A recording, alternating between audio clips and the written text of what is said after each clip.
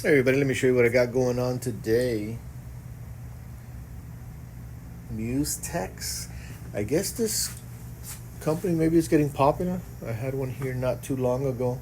So we got this computer in. What happened here is the customer swapped out the case. He had an older case.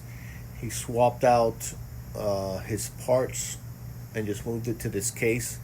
And it wasn't it was powering on, but no video. So I went through all the connections. All the connections were good, but basically what happened was, you can't see it, it's already fixed, but the video card just wasn't set in all the way. Kind of strange because it looked like it was in place, and the screws lined up, but it was just a bit out of place. Maybe I don't understand how that happened, but bottom line is,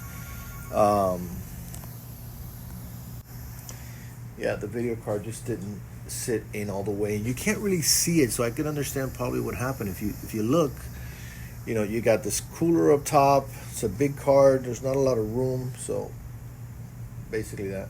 So the other point I wanted to make here is, or I wanted to make this video really about the RGB lights. So let me go back to that. So you can see we have addressable RGB now, right? Addressable RGB are these that do all the fancy stuff, right? So you have two types of RGBs for these computers. You have the regular RGB, red, green, blue. But they kind of, either are red or are green or are blue. They're kind of more, fixed. And then you have the ARGB, addressable RGB, which has more flexibility with the colors. It's the one that do all these rainbows and all that kind of stuff. So what happened here is, the case has addressable RGBs, but the motherboard did not. The motherboard only had, I don't know if you can see here, and the way you're going to know is by the pins. So if you look there, you see JRGB1, 4 pins. The ARGB is 3 pins with, it's like 4 pins with 1 missing. And they do it like that on purpose, so, and the pin that's missing is blocked out, so you can't plug it in. There are different voltages and all that, so you don't just plug that in. So what do you do in this case? You get in this scenario, about this case, right, that you get the ARGB lights and all that, but then your board doesn't have it. What do you do? So you buy a little kit like this. This is on Amazon. It costs like $10, well, like $12, something like that. I think I showed it in another video.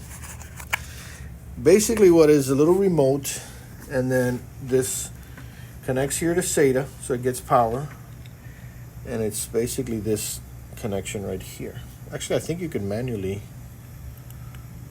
so manually, so you could go, I like this one better than the last one. The last one didn't have the manual control. So here you could go manually in case you don't, I don't know, you lose the remote, the remote loses battery or something.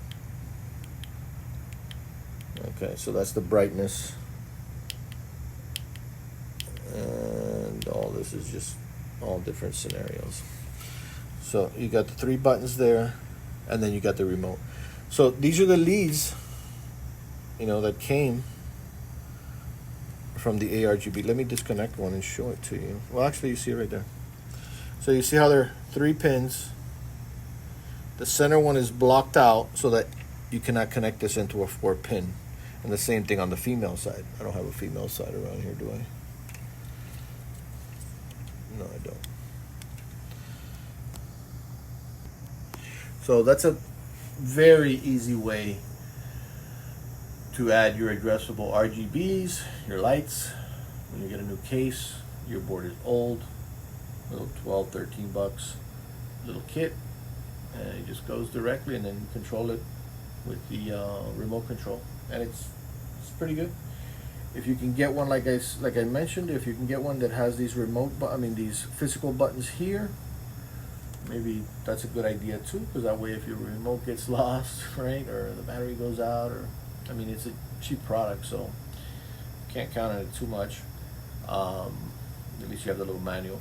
Usually you're not changing your lights like all the time, Usually you like one thing or another. You know, you like the rainbow, you like red, green, blue, and you kind of just set it, and pretty much that's what's gonna be. That's what's going on right here, right now, at PC 911.